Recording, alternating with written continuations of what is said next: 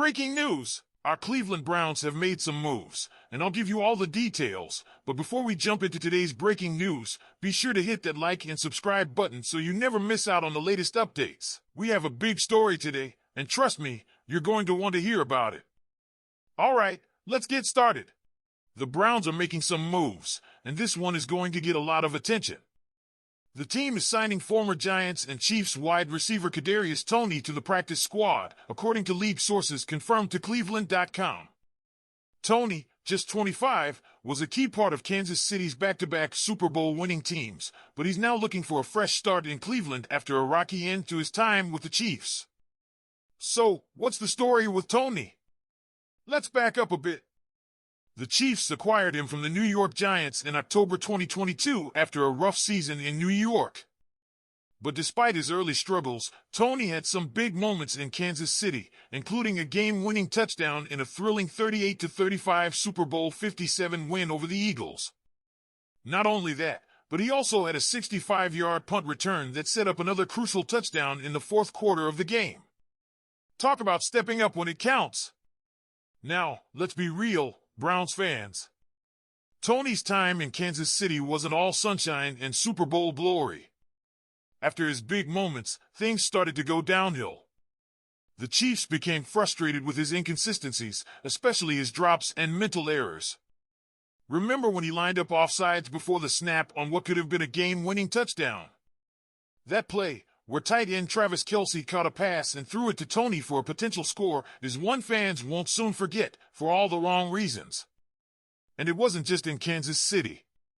His time with the Giants wasn't much smoother.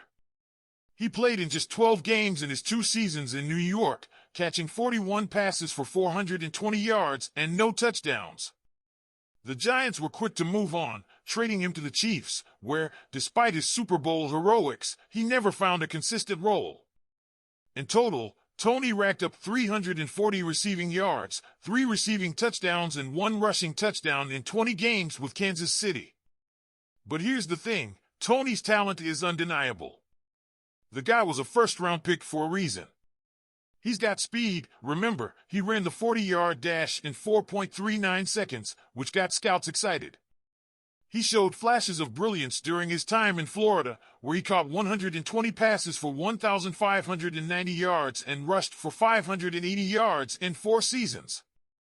That kind of playmaking potential is exactly what makes this signing so intriguing for the Browns.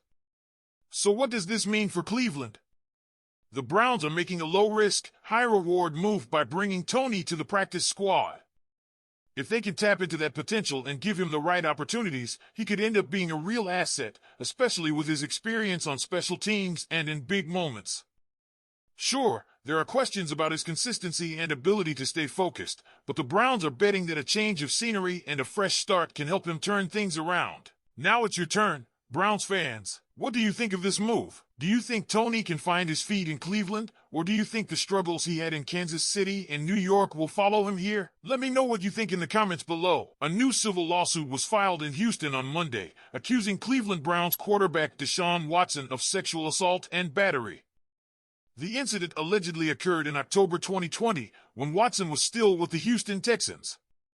According to the lawsuit, the allegations come from an unidentified woman, referred to in court documents as Jane Doe. The lawsuit claims the incident occurred when Watson was supposed to have dinner with a woman at his apartment. The two allegedly met at a Houston restaurant and bar, where Watson got her phone number and initially tried to arrange a meeting at the Houston Galleria. The woman, however, was reluctant to meet him in public and eventually agreed to have dinner at her home. The disturbing details in the lawsuit allege that Watson became frustrated when he had trouble finding the woman's apartment. He allegedly began yelling and screaming into the phone, saying he didn't have time for this. Not a good look, right? But it gets worse. The lawsuit goes on to say that while the woman was putting on makeup in the bathroom, she discovered Watson completely naked, lying face down on the bed. Watson then allegedly demanded that the woman give him a massage, specifically asking that she massage his buttocks. The woman, uncomfortable with the request, allegedly tried to appease him by rubbing his back.